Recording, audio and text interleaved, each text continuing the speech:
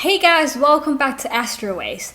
Last few episodes we talked about all kinds of special charts. Now if you've been following the whole Bazi chart reading playlist, you can be very proud of yourself because now you have the basic knowledge to do chart reading. However, Bazi chart reading is not just 8 characters. Yes, this episode we're gonna go back to the boring theory class.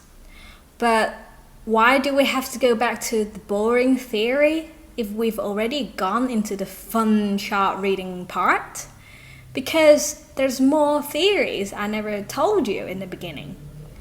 I'd need probably 20 episodes talking about theories before I could tell you how to read charts. And by the time you got to episode 5, you'd either give up or fall asleep. So I had to do some boring theories first, and then some fun reading, and then some boring theories, and then some fun reading, some boring, some fun, and some boring, some fun. And now it's time to do boring again. It can't be fun all the time, but I promise I'll try to make it as fun as possible. Okay? So, Bazi highly related to the seasons. Not sure if you've watched the Winter Olympic opening in Beijing. If you remember the introduction video, in China, we not only have 4 seasons, but within the 4 seasons, it can be divided into 24 solar terms. Why solar terms? Why not moon terms, Mercury terms, Venus terms? Because the Earth goes around the sun. And the sun is the most important element in the solar system. It provides energy and power to everyone. And as the Earth goes around the sun, it creates 4 seasons. But 4 seasons is very generic, big picture. And seasons, they don't just change all in a sudden. There's a transition between each season. And within each season, there's a peak time and there's a calm time. That's why we have 24 solar terms to divide more in-depth phases of the seasons.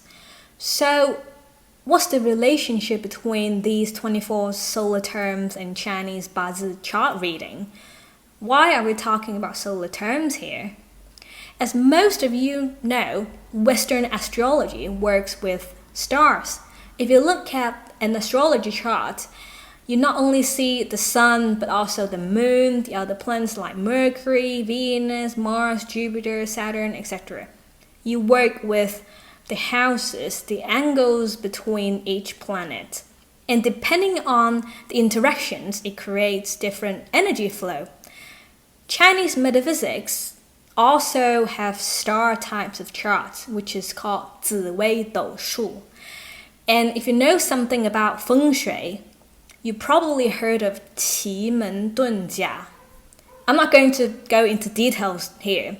That's for another playlist for another time. What I want to say is, Bazi chart reading focus more on the sun, the origin of the energy. The sun has impact to our lives more than any other planet. We work and rest based on sunrise and sunset. In the solar terms is the origin of Bazi chart reading. You may say, yeah, I know Bazi chart already shows us if someone's born in summer or winter. It shows strong fire or strong water. Yes, that's the basic knowledge.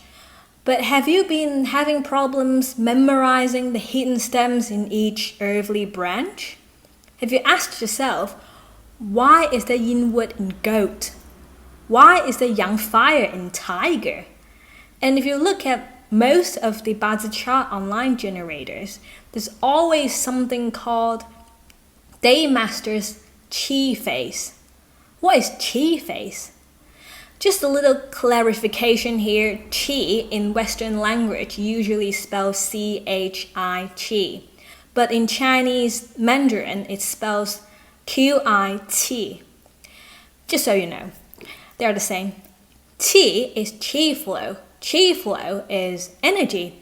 Qi phase is the phase of the transition of energy among different elements.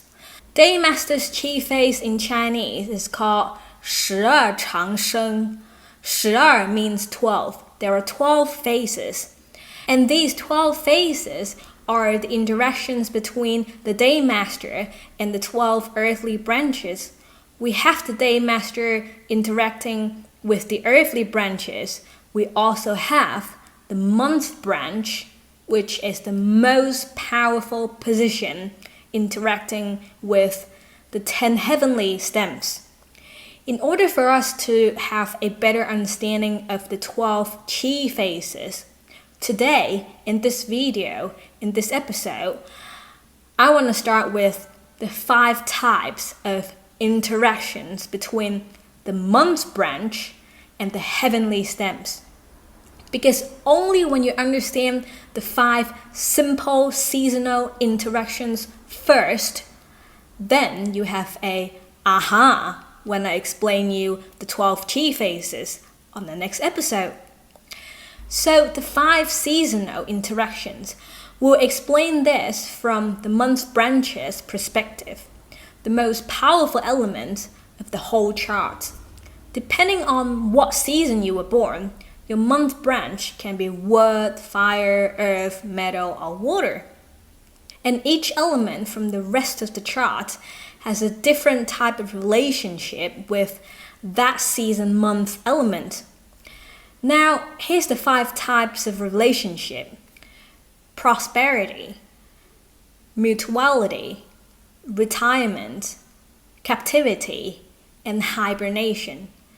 Now, don't try to Google it. This is my own translation. There's not yet any official translation for these 5 relationships. At least I couldn't find any. So, according to my own understanding, these are the 5 English words I came up with. If you want to Google it, you better Google Chinese. And in Chinese, it's called 望向修求死. In English, I translated them into prosperity, mutuality, retirement, captivity, and hibernation. Why these 5 words? I'll explain to you one by one. First one, prosperity. Imagine you were born in spring. You have wood in your month branch, tiger or rabbit, and because you're strong wood, so when you see other woods in other places, they are your prosperity. Wood is what's prosperity. It makes you even stronger, even more fortunate. It makes you fearless. Second one, mutuality. Again, use wood as an example. Wood's mutuality is fire. That's what wood is here for. They are here to make fire. Wood and fire live together. If your month branch is wood and the Daymaster is fire, then you have endless supply. Wood will constantly make fire and make you stronger. So wood's mutuality is fire. Next one, retirement. Wood's retirement is water. The opposite of fire. Water is wood's supplier. In this case, wood doesn't have to do anything. Wood can just sit there and retire, because water will supply them. Wood doesn't have to do anything. So wood's retirement is water. Wood can rest when they come across water. Next one, captivity. Wood's captivity is metal. Metal is wood's greatest restriction. Metal cuts down all the woods. When wood sees a bunch of metal, it gets so scared and it can't even move. Metal will captivate it. And last one is hibernation. This one in Chinese, we actually use the word death. But when I translated it, I decided to use the word hibernation rather than death. Death means it's gone and unable to recover. But there's no such a thing as death in the 5 elements. The 5 elements doesn't have ending. It's a loop. One element dies, brings the next element to life. So here, wood's hibernation is earth. Wood restricts Earth, but Earth is not dead. Earth, it's only sleeping. It's waiting for the right moment to come back. So these are the 5 relationships.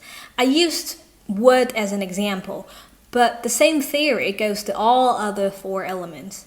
Prosperity is the same element as the season element. Mutuality is what season element produces. Retirement is what produces the season element. Captivity is what restricts the season element. And hibernation is what the season element restricts. From here, we see things from the perspective of the month's branch element. Now, this is the foundation which later on lead to the 12 chi phases, which will see these things from the perspective of the day master. So let's digest this and we'll continue on the next episode. Okay guys, that's all for today. If you want to have your personal chart reading with me, you can email me at astroways.info@gmail.com or find me on Facebook at Astroways. If you like my video, please give me a thumbs up. If you want to know more about metaphysics, please subscribe my channel and I'll keep updated.